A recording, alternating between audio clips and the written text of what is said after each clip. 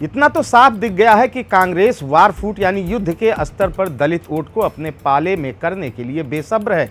अंबेडकर की तस्वीर और संविधान की किताब लिए राहुल गांधी न केवल स्पष्ट संदेश दे रहे हैं बल्कि अपने फैसले से इसे साबित भी कर रहे हैं। बिहार प्रभारी कृष्णा अल्लावरू और प्रदेश अध्यक्ष राजेश कुमार के जिम्मे बिहार की बागडोर सौंपकर यह संदेश भी दलितों तक पहुंचाने का काम किया है। आइए जानते हैं कि कांग्रेस का दलित वोटों के लिए डी कंपनी यानी दलित नेताओं वाला गेम प्लान क्या है। बिहार विधानसभा चुनाव को कांग्रेस ने इस बार प्रमुखता और गंभीरता से लिया है। राहुल गांधी का लगातार बिहार आना और साथ साथ अपने आधार वोट को कांग्रेस से फिर से जोड़ने की जद्दोजहद भी साफ दिख रही है। सवर्ण के साथ दलित वोट भी कांग्रेस की वरीयता में है तो इसकी वजह भी है। इस आधार वोट के साथ मुस्लिम मतों का जोड़ कांग्रेस पार्टी को सत्तासीन करता रहा था।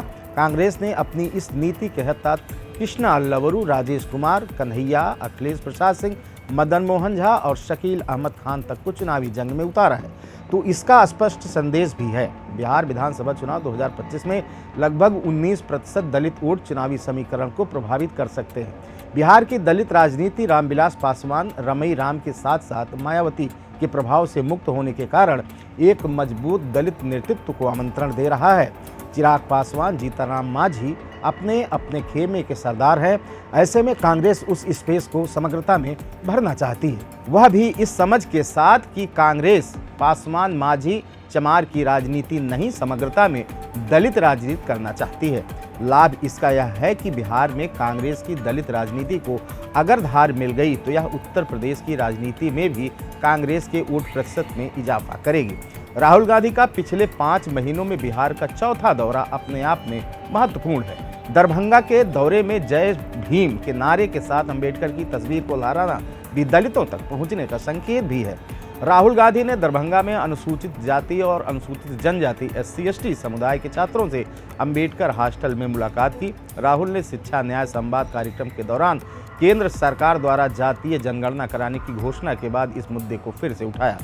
निजी संस्थानों में SC/ST समुदाय के छात्रों के लिए आरक्षण की मांग की।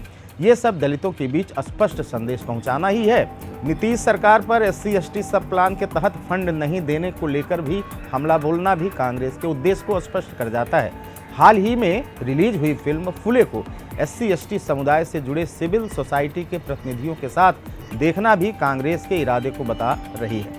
कांग्रेस जब इस रणनीति पर चली तो बिहार में सबसे पहले बिहार प्रदेश अध्यक्ष अखिलेश प्रसाद सिंह को हटाकर दलित नेता राजेश राम को यह जिम्मेदारी दी गई।